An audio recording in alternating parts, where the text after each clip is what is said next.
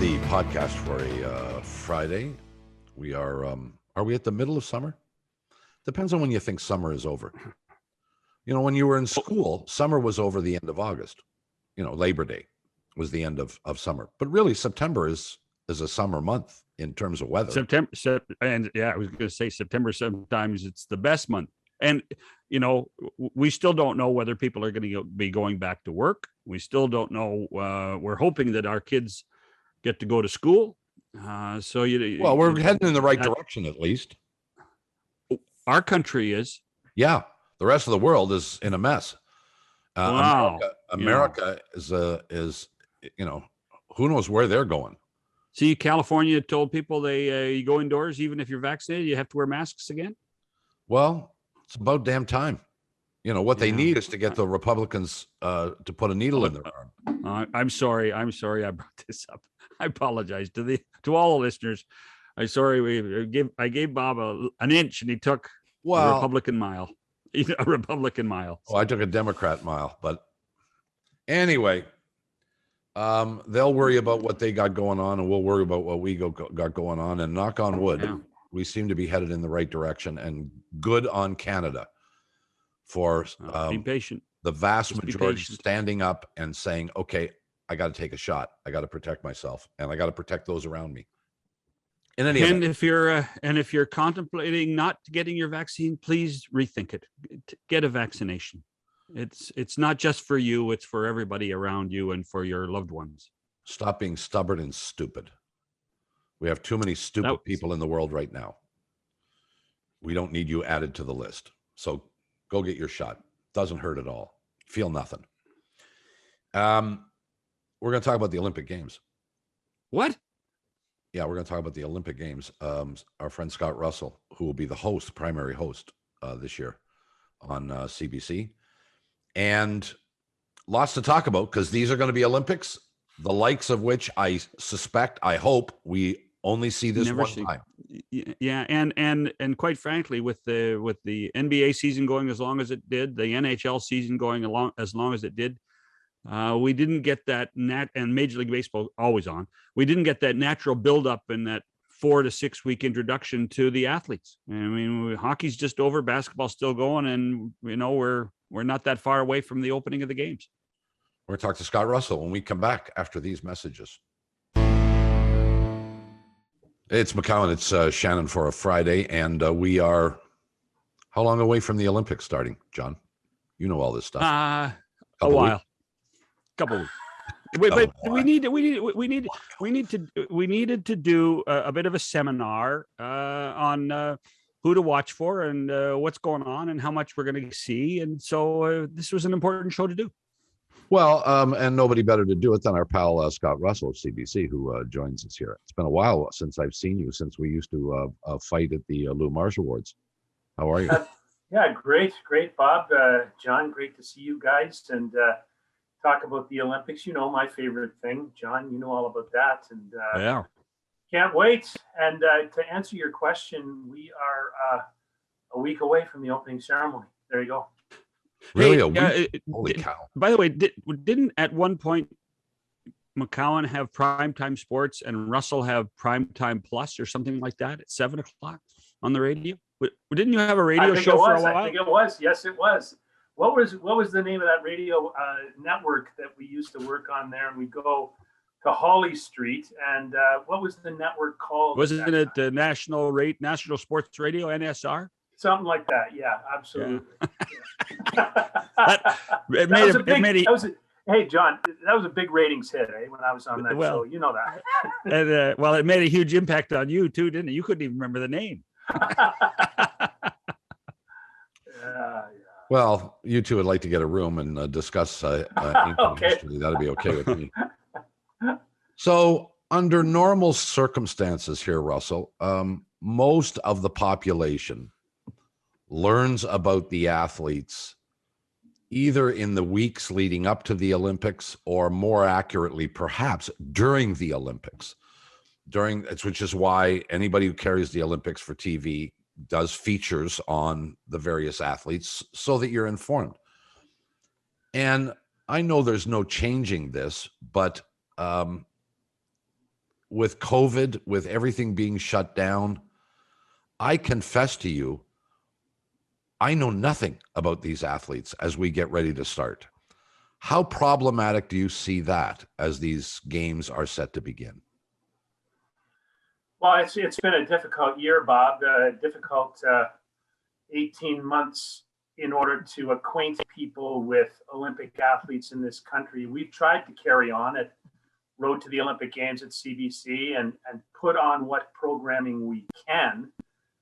For instance, the International Swimming League, which occurred last summer in Budapest, where the greatest swimmers in the world, including Canadians like Kylie Maas and the great American Caleb Dressel. We tried to put that programming on, but in the absence of so much major international competition, you're right, it's a huge challenge. So now when we get to these Olympic Games, more than ever, it's a showcase, and we're going to learn who they are quickly, hopefully quickly, over the course of 16 days. But it's been a huge problem because unlike many professional sports, high performance sport has been shut right down for the duration of the pandemic. We are also Scotty. Sorry, Scotty, how have the athletes adapted then? What have they done? Well, a lot of them have been forced into training at home, adapting their training methods. They've conducted virtual competitions, if you can believe that. Brenda Irving, who's my colleague, and John, you know Brenda, and so do you, Bob, but she's come up with a wonderful documentary about Ellie Black and the Canadian women's gymnastics team that has had to qualify for the games virtually through this whole process. And I'm telling you that the struggles that these athletes have gone through just to get to the games is remarkable. And, the Canadian swim trials, for instance, which were held at the Pan Am Center in Toronto, were pared down. There were no fans there. It was by invitation only. And they had to swim a certain standard in order to gain entry to the Olympic team. Everybody's had to make adjustments. But the one thing that I will say is that the high performance athletes incredibly want to go to these games. They want to be there. They know that they're going to face incredible restrictions just to compete, but they have a desire to get there. Professional athletes, that's another story. Well, in the amateur athletes, that's not surprising. The window for an amateur athlete to compete at the highest level in the world and to go to an Olympics, for many of them, if not most of them, it's one shot. Yeah, there are some who go to 2, 3, even multiple Olympics, more than that. But those are really rare, aren't they? Yeah, absolutely, Bob. It's a one-shot deal. It's an old cliche, and it's very hackneyed, but it's the Olympic dream for many of these athletes that they get there once in their lifetime. And remember, to become an Olympian, it is a tiny, minuscule fraction of the world's population gets to be an Olympian. Sure. And I think it is. It's that once in a lifetime chance to get there to the pinnacle of sport. And to have this delayed by a year has eliminated some of those people who are now beyond the limit of being able to qualify. In some ways, it's a bit of a tragedy.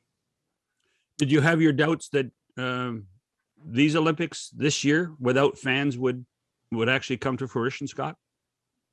Yeah, I did. I did have my doubts. I wrestled with it, and I have to tell you, John, that it's been difficult for those who will broadcast or bring the Olympic story to Canadians, that every day we hear news about rising cases of COVID in Japan, that the people of Japan started to have reservations about whether or not they wanted the games to be conducted. Every day it changed whether or not there were going to be fans in the stands, and now there aren't because it's a state of emergency.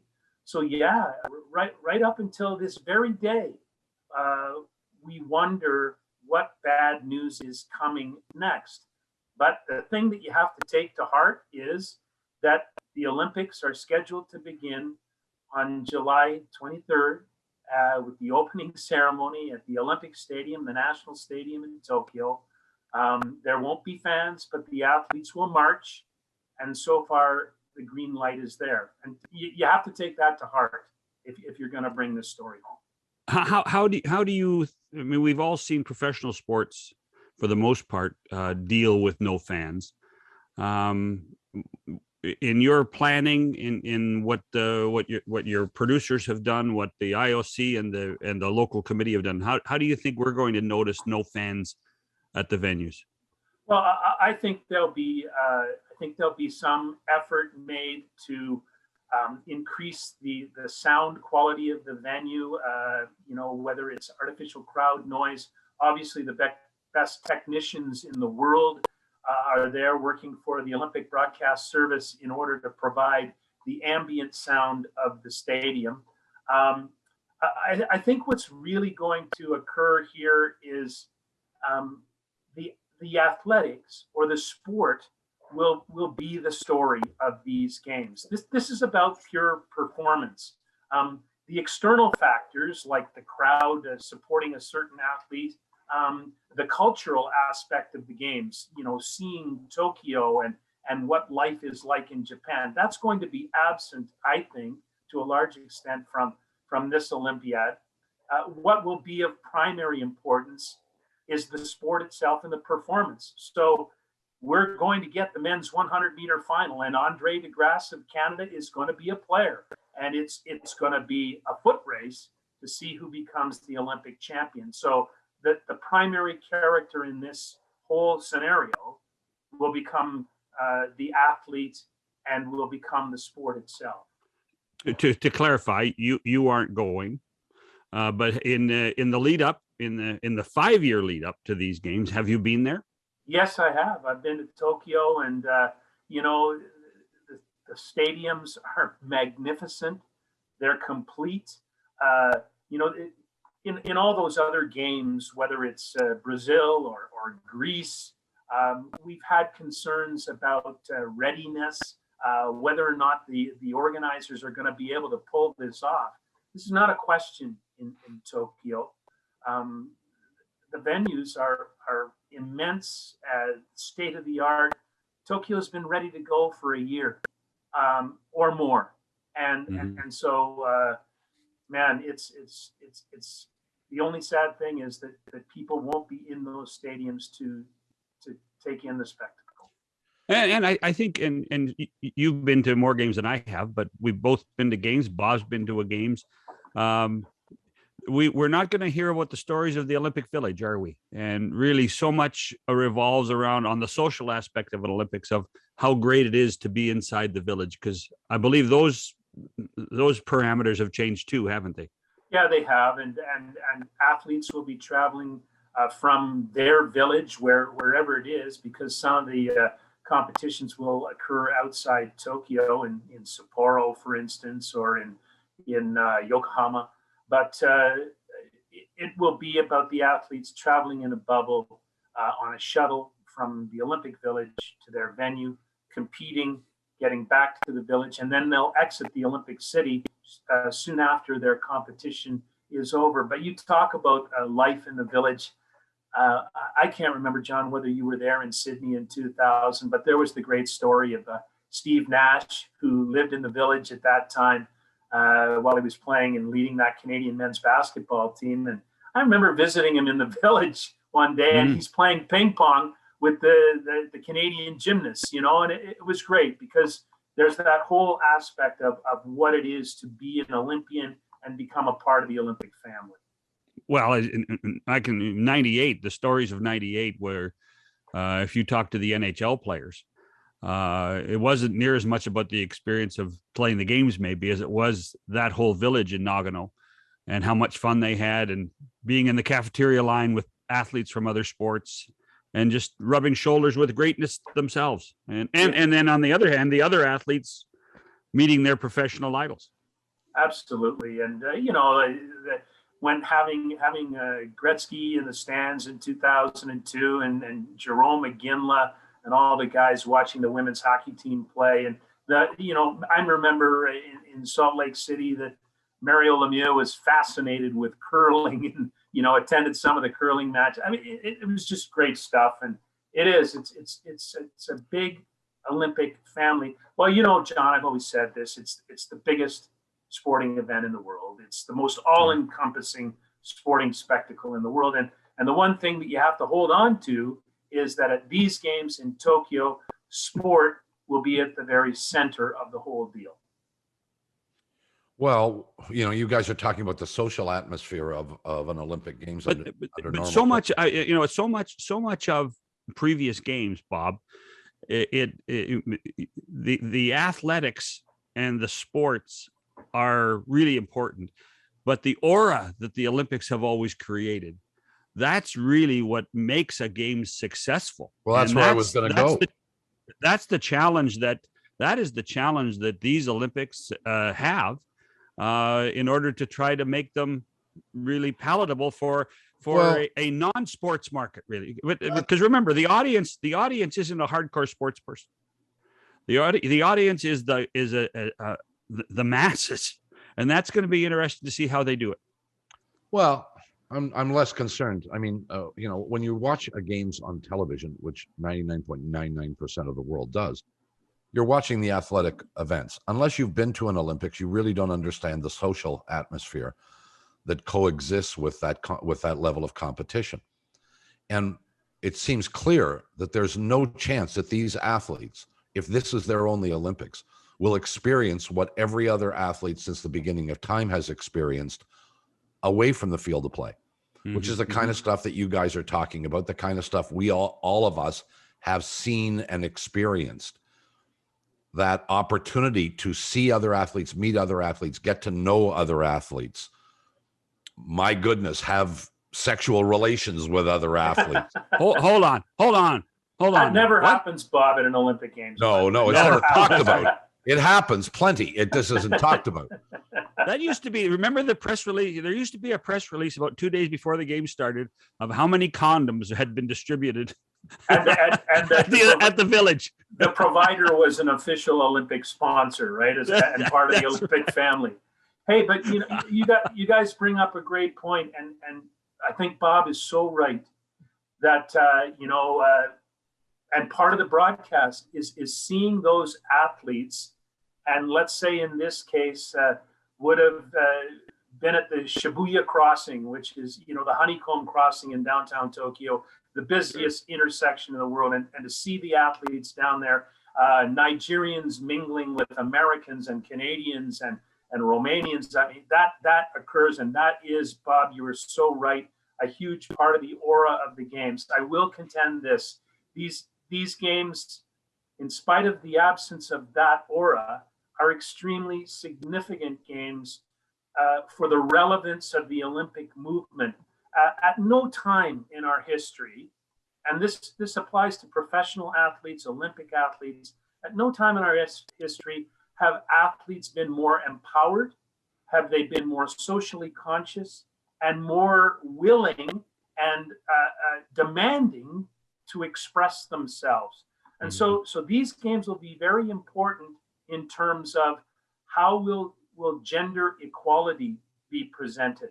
There's word today from the British women's soccer team that they will take a knee before every one of their matches, and that the IOC has made provision with Rule 50, which forbids political protests or demonstrations on the field of play. They've made provision that peaceful demonstrations of protest, so long as they don't disrupt sport, will be allowed. And that's a major, I think these games are watershed to ensure that the Olympic movement remains relevant. And so the athletes, although they won't experience that aura and that festivity, they are imbued with the importance and the important role that they will play in ensuring the longevity of the movement. I want to get to something that you two guys can address because of your history with Olympics and with sports in general. We'll do that after we take this break. Back after this. Scott Russell of CBC is with us. He will be one of the hosts for the Olympic coverage. Are you the prime time anchor? Are you the prime time anchor? Prime time anchor, yes. And my buddy So Andy what time is Patrol's that? there too, right? She's Yeah, the morning yeah, show. So what time is that? I mean, we have to figure this out because it's 12 hours time difference, correct? From Eastern Canada? I think it might even be 13, John. But okay. So prime time here in the Eastern time zone, we'll be on at 7 o'clock every evening, and we'll go right through until about 2 in the morning. When Alex Despatie will take over, the Olympic diver, who's hosting that sort of late night show in the East, but is prime time in the West. And that time zone is about 8 o'clock in the morning when I come on the air. Will be 8 o'clock in the morning the next day in Japan. So it's a big time difference. So one of the things that we learned, one of the things that evolved during the pandemic when it comes to sport, and we're talking professional sport here, but it's not relative. When this notion of games being played, events taking place with no fans, yes, it was strange. And over time, yes, we got used to it. We became a little more accustomed to seeing it.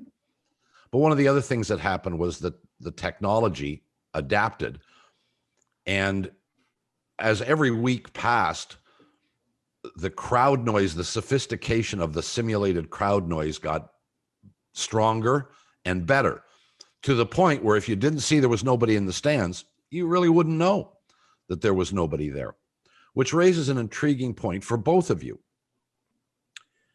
One of the things about an Olympics that presents an opportunity, I think, is the ability or willingness for the television coverage to emphasize natural sound rather than fake crowd noise.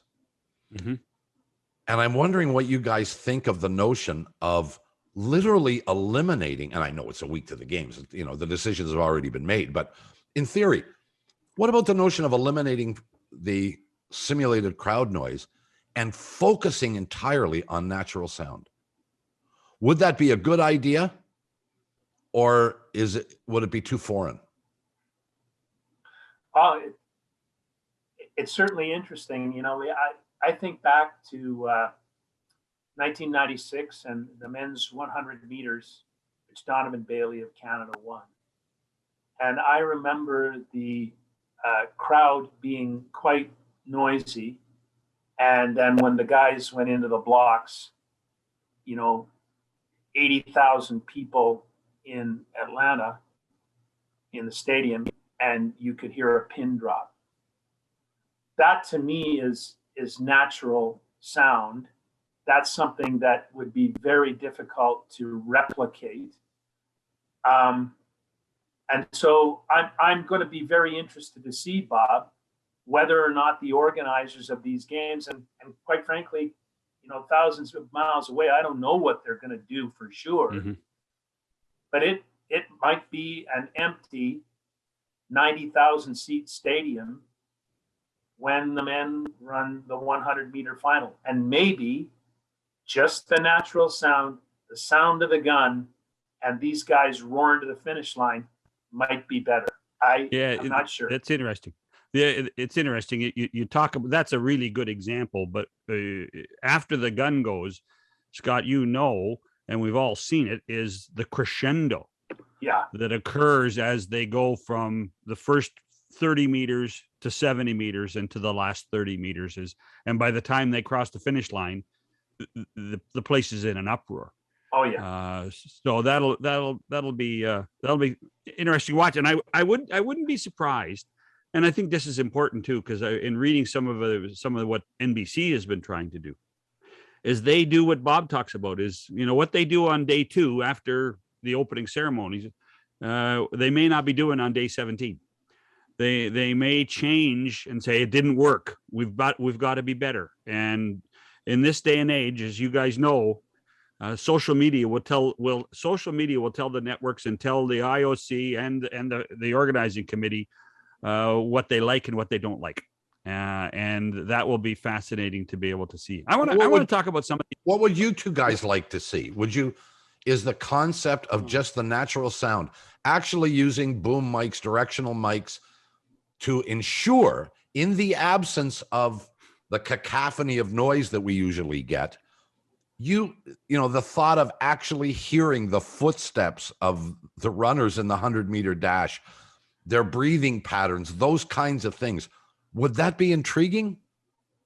Absolutely would be intriguing. Absolutely. And you know, John, you're right, once, but it's so hard to predict that. And well, of course, yeah. Because the thing is, I distinctly remember being in the bird's nest in 08 in Beijing when Bolt ran 969, and the crowd made that. It was an explosion. I think it's a factor. I know in speaking with Andre DeGrasse, he worries about that. He worries about walking out into an empty stadium to take his place in the blocks, and will it invigorate him as much as it could? I don't know. I think we all are going to find out. Yeah, I do. You know, let's face it. As great as we'd love to see the place full, but they are part of the set pieces of an entertainment show. The crowd, that is. The event occurs. The crowd's part of it. If they do it properly and the crowd appears subtly, I think we may still enjoy that effect. I agree. We've heard a lot of athletes talk about over the last 18 months. The adrenaline rush just isn't there at times when they don't hear people cheering for them. I mean, that's going to be it might be tougher on the athletes than it is on the people watching or listening. Really, it might be. I just wonder whether this isn't a unique opportunity, guys, that may be lost if the emphasis is entirely on assimilating a crowd noise that really doesn't exist. So much money at stake, Bob. I mean, not about the athletes. So much money at stake for creating the proper presentation, the amount of advertising but what is that goes that? around That's the it. question. What risks do you want to take to upset everybody? That becomes a real. Do we want to do it to upset people? Is going to be a question that network executives, organizing committee, sponsors all have to ask. They have to be able to adapt as the games go on, in my opinion. I want to talk about some of the Canadian athletes, Scotty. In Rio, Penny Alexiak took us all by storm. Are we going to see the same with Summer McIntosh? Well, we're going to see her make an impression. I believe that at the swim trials, she showed that she is 14 years old, fearless. 14 years old. Yeah, doesn't know what fear is. And as Penny herself said, because Penny finished second to her in the 200-meter freestyle, Penny said this swimmer is all gas. She doesn't know quit. She just steps on the accelerator. And I think she can certainly make a final at 200 meters and maybe even at 800 meters because she'll swim against her hero, the great Katie Ledecky of the United States. And Summer McIntosh is probably going to make an impression in the 4x200 meter freestyle relay for Canada alongside Penny. She could be really, really cool. A little bit of a throwback to Nancy Garapic, who won a couple of medals for Canada in 1976 in Montreal, who was only 14 years of age. Robin Corsiglia is the youngest Canadian swimmer to win a medal. She was 13, guys, when she won a bronze medal in the relay in Montreal in 76. Well, the measure for me. I'm older than you, Scott. The measure for me was the '67 Pan Am Games and Elaine Tanner, right? Absolutely, Mighty Mouse. And Mighty Mouse, yeah. And she was I believe she was 16. Yeah. And we thought, oh my goodness, how can we have a 16-year-old athlete representing us? This is supposed to be grown-ups, and now they see that that Summer is 14 years old, and as you talked about, has beaten Penny in the pool. Yeah. What's your expectation for her? I mean, she's trying to remind people that she's got a few medals, and she's still got some compete in her, but she's one of those people that, as you talked about it over the at the beginning, that they've suffered because of what's gone on with the pandemic. What do you expect out of Alexiak? Well, expectations are rising, I think.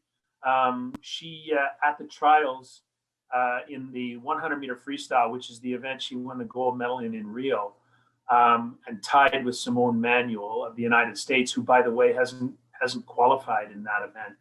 Penny swam very close to her Canadian record in the 100-meter freestyle, and she has the fourth fastest time in the world this year, and looks to be gaining steam. She had a couple of down years, had a lot of distractions, changed where she was training and who her coaching staff was. I think she looks a lot better, and I think we're starting to expect things. And you know what's really great is by virtue of Summer McIntosh being there and training in that kind of a competitive environment, I think Penny's getting a bit of a push right now, and I think she'll be great. I think she'll be a real strength in the relays as well, and Canadians will contend, the Canadian women, certainly in 3 relay events: the medley, the 4x100, and the 4x200. So I think big things. Where is this team? And when I say that, I mean we know the Alexiaks, we know the Andre DeGrasses, we know some of our stars, but where's the rest of this team? Is this a developmental team, or is this a team that's near the pinnacle of their careers? I think in terms of the big sports, and I'm talking athletics and swimming and diving, so athletics and aquatics, I think this is a team that can really produce. 22 medals in Rio, 16 of those medals came from Canadian women. I think that might be mirrored a little bit here in Tokyo. The Canadian women's team is very strong. 65% of the athletes going for Canada are women. But I think, you're forgetting about some really key people when you mention Andre DeGrasse. Yes, key factor, key character. Penny Alexiak, yes. Kylie Maas, world champion in the pool. So is Maggie McNeil, world champion. But then look at Damian Warner, the decathlete. He just won the hypo meeting for like the 5th time. He's near 9,000 points. He might win the gold medal he has a great chance to win the gold medal in the decathlon. He's a great athlete. We have some wonderful middle distance runners. Moa Ahmed at 5,000 meters is fantastic. Won a medal at the World Championships. I think this team has a real chance to produce. It's a very, very good Olympic team. Well, you will have give or take 100 or more hours on the air to introduce us to all these athletes, and we are not going to be able to match that over the measly 30 minutes or so that we have. So hold on, no, but are we going to get tired of Simone Biles, though? Is what I want to know, Scotty. I mean, are we? Is this going to be the Simone Biles show at gymnastics? She's pretty good. She's pretty good. It's going to be the Simone Biles show. She sews the goat into her uniform, and she's not ashamed to say, "I'm the greatest of all time." You kind of got to like that gem in an athlete. She puts it out there and walks the walk, as well as talking the talk. But if she wins back-to-back all-around titles, only 2 other women have done that in gymnastics history. She has a chance to win more gold medals in gymnastics than Larissa Latadina of the Soviet Union. She could become the greatest of all time. The answer, John, is an emphatic yes. It will be the Simone Biles show. Yeah, and I'll watch because she does things that you go, wow, and that's why you watch the Olympic Games, because you get to see athletes do things in sports with which you are not intimately familiar, and they are so extraordinary. You marvel at it, and that's why you're going to be on for 100+ hours, and we're going to watch. We should also mention the Canadian women's basketball team. They have a chance for a medal. Yes. They have a chance for a medal, and as much as we were disappointed that the men didn't make it, we should really be pushing how good this basketball team is and does have a chance to be on the podium. Kia Nurse, Natalie Chanwa, it's a really, really good basketball team. Lisa Tomaitis is a fantastic coach. They're in a tough group off the get-go with Spain in there, and France is in there as well. So they'll have a tough time, but it's a really good basketball team, and it has a chance to play for a gold medal. There's no question about that. They've got some of the best WNBA players in the world on their team. COVID, no COVID, fans, no fans. Canada will be watching. We always do when the Olympics roll around, and Scott Russell will be at the forefront of that. We thank you for taking some time for us today. It's nice to see you, and we'll see a lot of you starting in a week. Thanks, Bob and John. Great to see you guys. Thanks so much. Scott and Russell. just remember, Scotty, just remember, only 7 months to Beijing. You're right, my friend. We'll come back after these messages. McCowan and Shannon back with you. And again, thanks to Scott Russell for joining us on the program today. The Olympic Games opening ceremony is a week today. Mm-hmm. And under normal circumstances, I would have known when the Olympics are starting. And I only knew I know that in a generic sense. Like, I knew it was close, but I didn't realize it was just a week away. That's my point. It's been hidden, I just, right? Well, I just think that with all of every other sport going, and I mean, I find it hard to imagine that we are taping this on the 16th of July. I mean, gosh, it feels we should just be starting our summer as opposed to being, in theory, halfway through. Well, I make no secret nor apology for my opinion that these Olympic Games should not be contested now.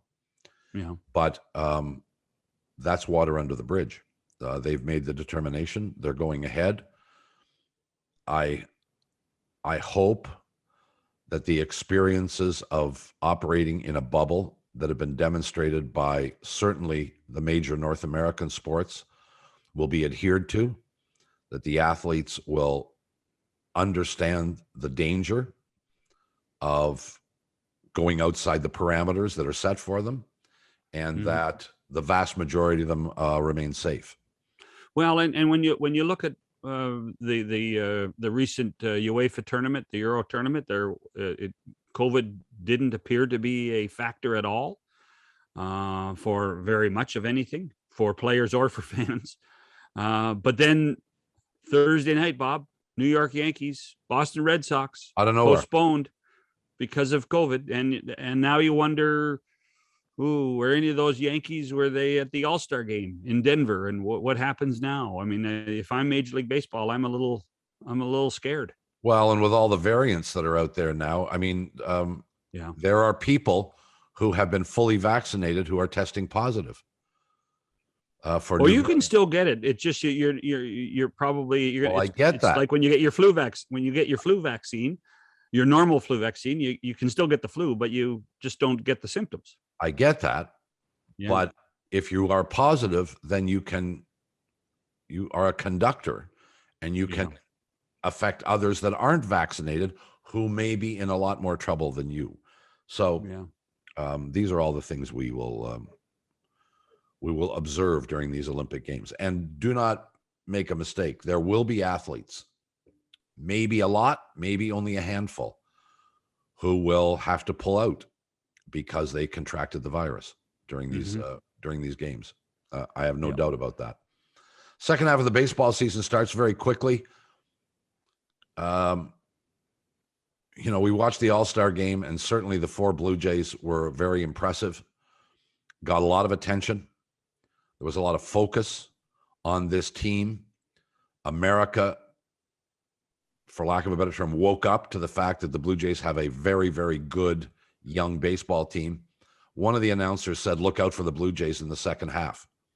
Do you think baseball should be looking out for the Blue Jays, or is this still a work in progress? I tend to think the latter. Me too. Because as great as they are at the plate, because that's where they're great. They're as great as they are at the plate. They're still, there's the left side of the infield still, gives you a bit of concern. The bullpen gives you concern. The health of the starting pitchers gives you concern. But there's no question that, and as Buck said early in the week, you can see a spark, prior to the greatness of this team that occurred in 86 and then in 92 and 93. This to him is like 84 and 85. And so they're on going in the right direction, but I still think it's a work in progress. And what I don't want management to do, I don't want Ross and Mark to do, is go and mortgage part of the future for the short-term goal of getting to the playoffs. Yeah. And that's exactly where I'm going with this thing too. There is always the risk of, okay, the dream is there. It's possible. And in 2015, Alex Anthopoulos went for it with a team that was one game under 500 on July 31st. Mm-hmm. And they won. They won the division. But so, he had. I think Alex will tell you privately, he had mitigating circumstances. He had nothing to lose, and went for it. I don't argue that. Yeah, I don't argue that. But he went out and got position players principally that made a significant difference. This team, I don't think has to. This team does not have to go out and add a position player. They might. No, but they also went and got David. Wasn't that the summer they got David Price too? Yeah, and that was pretty significant too. I think he went 7-1. Not only that, he gave every player a house coat and a scooter. Well, good. Is there somebody else out there that's inclined to bring gifts to Buffalo? Only to the podcast. We only want gifts for the podcast. So. You're so selfish. And well, I think there are too many uncertainties on this team right now. Yeah. That might be solved next year if guys come back, especially pitchers, and are healthy, and you can go through free agency and maybe pluck another arm. But to make a deal to chase a spot in the playoffs this year, I just think they're a little too far away. Me too. Not quite ready. Yeah. So, but we will find out over the next couple of weeks. That's all we got. By the way, there will be a little hockey talk coming up next week when the next time we meet. All the NHL teams will have put in their reserve lists, their lists for the expansion draft. So there's going to be lots of players and discussions up there of who all the Canadian teams protected and who they didn't protect. And I'm sure there'll be a few more buyouts before we meet again on Monday. Well, we will chat about that, but we're going to do golf on Monday, are we not?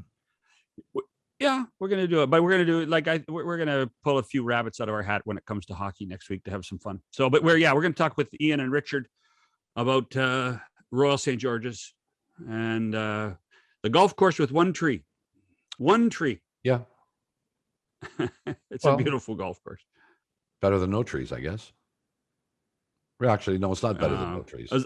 Here's better if it had no trees. I will guarantee you that I would hit it. So, if I recall correctly, it's way far into the rough. I mean, you'd have to hit it. Really yes, I know that tree. Well, I mean, it's not in the line of play anywhere. In any event, y'all have yourselves a swell weekend, and we'll catch you on Monday if the creek don't rise. For John Shannon, Bob McCowan. See ya.